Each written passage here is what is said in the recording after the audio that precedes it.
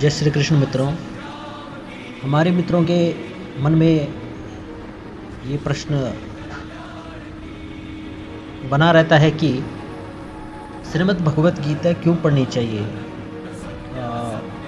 बहुत सारे ऐसे धर्मगुरु होते हैं जो बार बार गीता पढ़ने के लिए प्रेरित करते हैं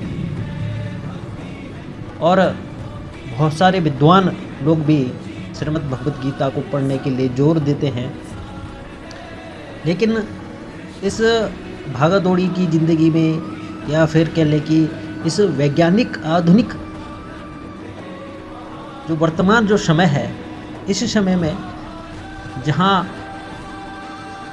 अंग्रेजी ने अपना पूरा वर्चस्व स्थापित कर दिया है, वहाँ इस प्रकार के धर्म ग्रंथ की क्या आवश्यकता होती है।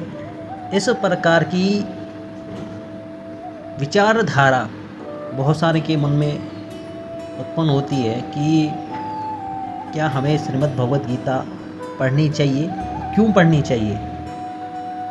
वैसे तो बहुत सारे लोगों ने, बहुत सारे धर्मगुरुओं ने इसके बारे में बताया है। तो मित्रों, जानते हैं कि श्रीमद् भगवत गीता क्यों पढ़नी चाहिए, इसके पीछे कारण क्या है। क्या आप भी अपनी ज़िंदगी में उलझन में हैं? क्या आपको लगता है कि जी तोड़ मेहनत के बाद भी फल नहीं मिल रहा या तनाव आपका पीछा नहीं छोड़ रहा? हैरान मत होइए, आज से 5000 साल पहले कुरुक्षेत्र के मैदान में अर्जुन की भी यही स्थिति थी।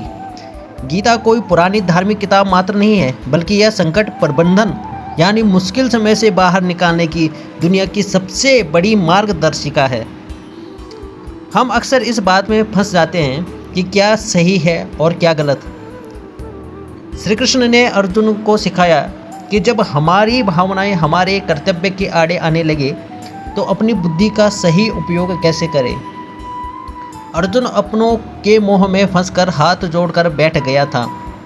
गीता हमें भ्रम से स्पष्टता की ओर ले जाती है। यह हमें सिखाती है कि भावनाएं जरूरी हैं, पर निर्णय हमेशा सिद्धांतों पर आधारित होने चाहिए।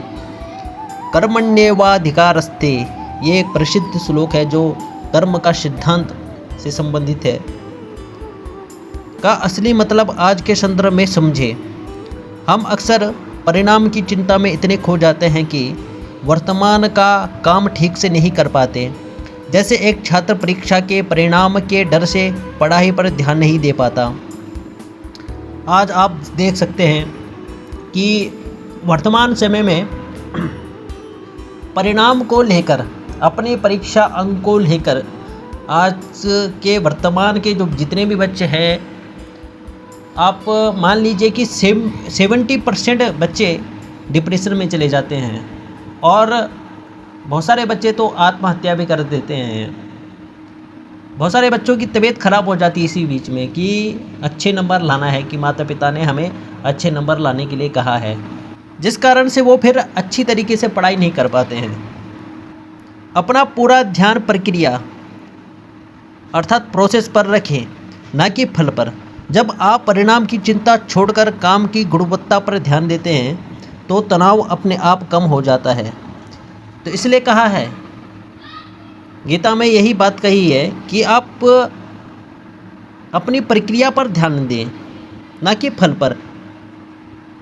जब आप परिणाम की चिंता छोड़कर सिर्फ गुणवत्ता पर ध्यान देते हैं, तब आपके मन में या आपके मस्तिष्क में जो तनाव अपने आप उत्पन्न होता है, वो धीरे धीरे समाप्त होने लगता है। आज की सबसे बड़ी समस्या है घबराहट और चिंता। गीता सिखाती है कि सुख और दुख दोनों अस्थायी हैं। जैसे मौसम बदलता है, श्री कृष्ण स्थित प्रज्ञा यानी एक स्थिर दिमाग वाला इंसान बनाने की सलाह देते हैं। हम बाहरी परिस्थितियों को नहीं बदल सकते, लेकिन उन परिस्थितियों पर हम कैसी प्रतिक्रिया देते हैं, इसे हम नियंत्रित कर सकते हैं। यही असली मानसिक शांति का राज है। हम अक्सर दूसरों से अपनी तुलना करके खुद को कमतर आंकते हैं।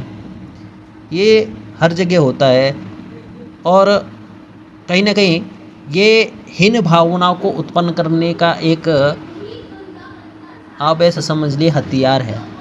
जब हम क्या करते हैं, तुलना करना शुरू कर देते हैं, तो इससे बहुत सारी क्या होती हैं, दुश्मनी भी उत्पन्न हो जाती हैं, दुश्मनी होने लगती है, और जो आगे जाकर लड़ाई का रूप ले लेती है, एक हादसे का रूप ले लेती है।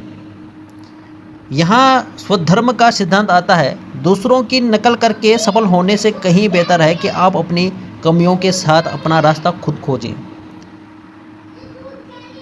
अपनी ताकत को पहचानें, जो काम करके या जो काम आपके स्वभाव के अनुकूल है उसे निडर होकर करें। आत्मविश्वास किसी और से नहीं, खुद को जानने से आता है।